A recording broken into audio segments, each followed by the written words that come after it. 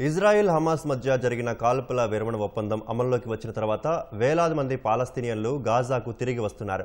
శుక్రవారం మధ్యాహ్నం కాల్పుల విరమణ ఒప్పందం అమల్లోకి వచ్చినట్లు ఇజ్రాయెల్ ప్రకటించిన తర్వాత ప్రజలు ఉత్తర గాజా వైపు రావడం మొదలుపెట్టారు.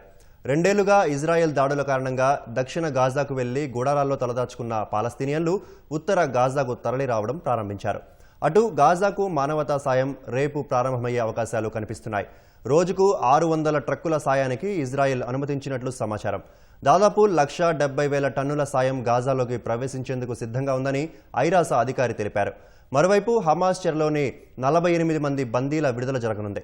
ఇందులో 20 మంది సజీవంగా ఉన్నట్లు తెలుస్తోంది. ప్రతిగా వివిధ జైళ్లలో శిక్ష అనుభవిస్తున్న 2,000 మందికి పైగా పాలస్తీనియన్లను ఇజ్రాయెల్ విడిచిపెట్టనుంది. తొలుత తాము విడుదల చేయనున్న 250 మంది పాలస్తీనా ఖైదీల జాబితాను ఇజ్రాయెల్ సైన్యం విడుదల చేసింది.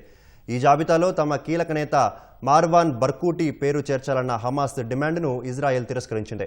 అటు ఆయుధాలను త్యజించడంపై హమాస్ ఇంకా ఎలాంటి ప్రకటన చేయలేదు. దీంతో కాల్పుల విరమణ ప్రారంభమైన యుద్ధం ముగింపుపై అనుమానాలు వ్యక్తమవుతున్నాయి.